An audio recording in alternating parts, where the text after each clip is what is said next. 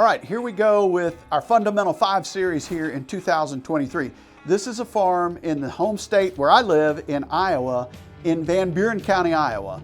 And if you look across the state, there's probably not many that are any prettier than the southeast part in terms of Buren County. We are right here on the Fox River. We're going to go into a little town by the name of Cantrell, which is very, very near and dear to mine and Terry's hearts, because back in the day, Monster Bucks 1, Monster Bucks 2, myself, Terry, and Steve hunted in and around Cantrell, Iowa many, many times, and some of those largest bucks you see on those early videos were right there. In fact, Stoltz still hunts over in that country.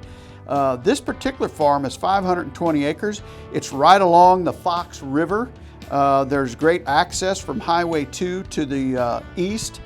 And then if you dive into it, you see these big hardwoods throughout this monstrous 520 acre tract. So first of all, you've got a big tract, which is quite rare. And then you look and you go, well, those are open fields there to the south along the Fox River.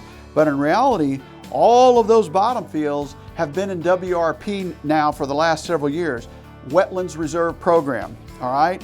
That growth along all of those fields, there's hardwoods in the tree rows. However, all of the growth in those bottom fields is 15 to 20 foot tall. So all of a sudden you go, holy cow, this is an absolute paradise in terms of overall recreation because of the cover. So of the 520 acres, nearly all of it is solid cover. I like the access coming from the east in terms of west winds. You probably need a road system through that WRP if they will allow you to. WRP is a government program, so you need to understand the ramifications of having it enrolled in WRP. Typically those contracts are very long term, and the landowner's already been paid a fee for those acreages. And sometimes you're restricted on food plots and access, that type of stuff. So make sure you understand that before you enter into a purchase agreement. But overall, I love the actual look of this farm because you've got hardwoods to the north and to the east, and then you've got all of that cover along the Fox River. I can't imagine what the deer pictures and turkey pictures would be like on this particular farm. I don't see really any faults to this farm. There's also another access point up to the northwest through that pasture. So you could actually take that pasture and put it into tillable or increase cover on it if you like. You might have a little bit of trouble on east winds, unless it was a northeast where you could get into the south side of the property and put your northeast wind over the Fox River. Then you'd be in great shape. But if you had a southeast, it's probably a little tougher to hunt a lot of those bedrooms and a lot of that cover. Overall, I like it a lot.